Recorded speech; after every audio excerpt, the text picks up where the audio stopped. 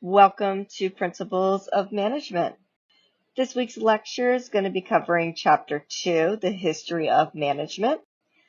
The learning outcomes include explain the origins of management, explain the history of scientific management, discuss the history of bureaucratic and administrative management, explain the history of human relations management, and discuss the history of operations, information systems, and contingency management.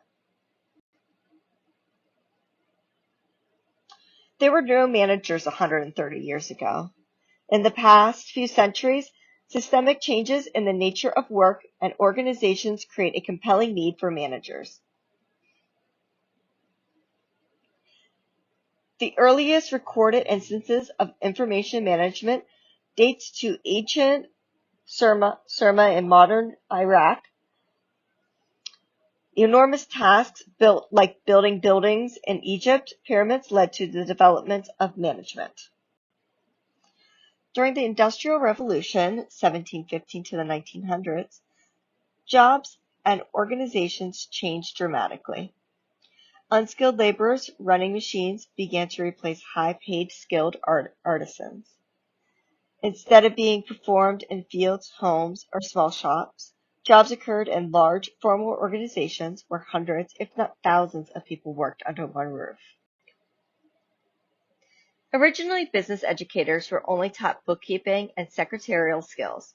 Bosses who were hired by the company's owners or founders used to make decisions by the seat of their pants without any systematic study, thought, or collection of information. Scientific management, which involves thorough study and testing of different work methods to identify the best, most efficient ways to complete a job, was developed. Notable contributors to the field include Frederick W. Taylor, the father of scientific management, Frank and Lillian Gilbreth and their motion studies, Henry Gantt and his Gantt charts. Frederick W. Taylor was promoted from worker to manager. Workers used strategies to limit outputs, soldering when workers deliberately slow their pace and restrict their work output, and punishing rate busters, a group of members whose work pace is significantly faster than the normal pace in his or her group. The solution was the scientific management in which Taylor conducted time studies to determine what could be considered a fair day's work. The time study is timing how long it takes good workers to complete each part of their job. Taylor emphasized that the goal of scientific management was to use systematic study to find the one best way of doing each task. To that, managers had to follow 4 principles. Develop a science for each element of work. Scientifically select, train, teach, and develop workers to help them reach their full potential. Cooperate with employees to ensure that the scientific principles were actually implemented. Divide the work and responsibilities equally between management and workers. These principles could be used to determine a fair day's work, that is, what an average worker could produce at a reasonable pace, day in and day out.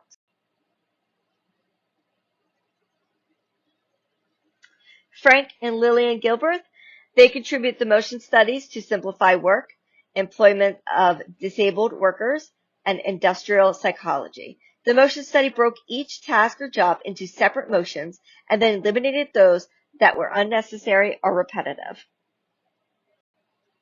Henry Gantt contributed the Gantt charts, a graphical chart that shows which tasks must be completed at which times in order to complete a project or a task. He also contributed the pay for performance plans, which is a pay strategy where evaluations of individual or the organization's performance have significant influence on the amount of pay increases or bonuses given to each employee. And he contributed the training and development of workers. Today, bureaucracy makes us think of inefficiency and red tape, incompetence and ineffectiveness, and rigid administrators blindly enforcing nonsensical rules. When a German sociologist, Max Weber, first proposed the idea of bureaucratic organizations, these problems were associated with monarchies, patriarchies, rather than bureaucracies. A bureaucracy is an exercise of control on the basis of knowledge, expertise, and experience. The purpose is to achieve an organization's goals in the most efficient way possible. According to Weber, bureaucracies are characterized by 7 elements. People should be hired because of their technical training or education qualifies them to do the job well. Promotions should be based on his or her experiences or achievements. Each position or job is part of a chain of command that clarifies who reports to whom throughout the organization. To increase efficiency and effectiveness, tasks and responsibilities should be separated and assigned to those best qualified to complete them. An organization's rules and procedures should apply to all members regardless of their position or status. All rules and procedures and decisions should be recorded in writing. Professional managers rather than company owners should manage or supervise the organization. Henry Fayol was an important contributor to the field of management.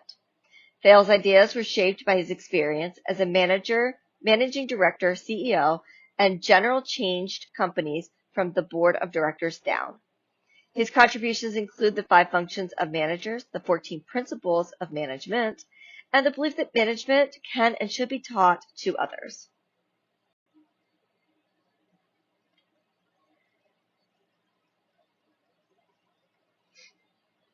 Henry Fayol's principles of management include division of work, authority and responsibilities, discipline, unity of command, unity of direction, subordinate of individuals' interests in the general interest,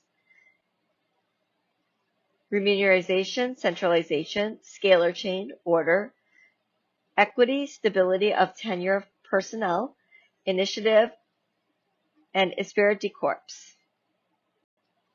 Human relations management focuses on people and sees them as valuable organizational resources in their own right. Workers' effort, motivation, and performance are affected by the work they do and their relationships with their bosses, coworkers, and work groups. Notable contributors include Mary Parker Follett's theory of constructive conflict and coordination, Elton Mayo's Hawthorne studies, and Chester Barnard's theories of cooperation and acceptance of authority. Follett believed the best way to deal with conflicts was not domination, where one side wins and the other side loses, or compromise, where each side gives up some of what it wants, but rather integration. Integrative conflict resolution is an approach to dealing with conflict in which both parties indicate their preferences and then they work together to find an alternative that meets the needs of both. Australian-born Elton Mayo is best known for his role in the famous Hawthorne studies at the Western Electric Company. The 2 stages of the Hawthorne studies investigated the effects of different factors on employees' productivity. They reached several conclusions. Workers' feelings and attitudes affected their work.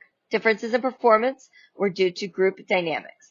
By highlighting the crucial role, positive or negative, that group norms, and group behavior play at work, Mayo strengthens Follett's points about coordination.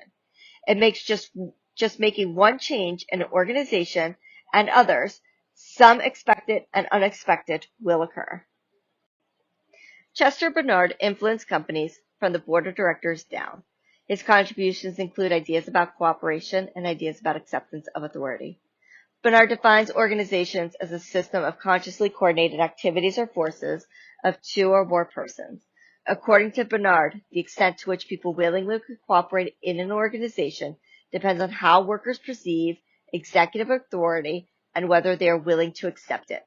A zone of indifference is an area in which acceptance of managerial authority is automatic.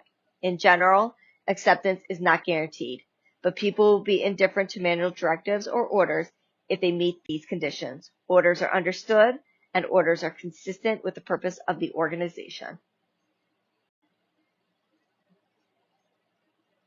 In general, operations management uses quantitative or mathematical approaches to find the best way to increase productivity, improve quality, and manage or reduce costly inventories. There are tools and methods of operations of management which include quality control, forecasting techniques, and capacity planning, productivity measurements and improvement, linear programming, scheduling, inventory systems, work measurements techniques, project management, and cost benefits analysis. Important historical events affected operation management include the manufacturers of standardization, interchangeability, parts by Eli Whitney, the graphical and computerized design of parts by Gaspard Monge, and accidental discovery of just-in-time inventory systems. For most of recorded history, information has been costly, difficult to obtain, and slow to spread. Organizations have pushed for and quickly adopted new information technologies that have reduced the cost or increased the speed with which they can acquire, store, retrieve, or communicate information. The first technologies to truly revolutionize the business use of information were paper and the printing press in the 14th century, the manual typewriter in the 1850s, the telegraph in the 1860s, the telephone in the 1880s, the personal computer in the 1980s, and the internet technologies of the last 3 decades. A system is set of interrelated elements or parts that function as a whole. One of the more important ideas of the systems approach to management is that the organization systems are composed of parts of the subsystems, which are simply smaller systems within a larger system. Synergy occurs when 2 or more subsystems working together can produce more than they can working apart. Systems can be open or closed. Closed systems can function without interacting with their environment, but nearly all organizations should be viewed as open systems that interact with their environment and depend on them to survive. A system view of organizations offers several advantages. It forces managers to view their organizations as part of and subject to competitive, economic, social, technological, and legal regulatory forces in their environments. It forces managers to be aware of how the environment affects specific parts of the organization. It encourages managers to focus on better communication and cooperation within the organization. And it makes managers acutely aware that good internal management of the organization may not be enough to ensure survival.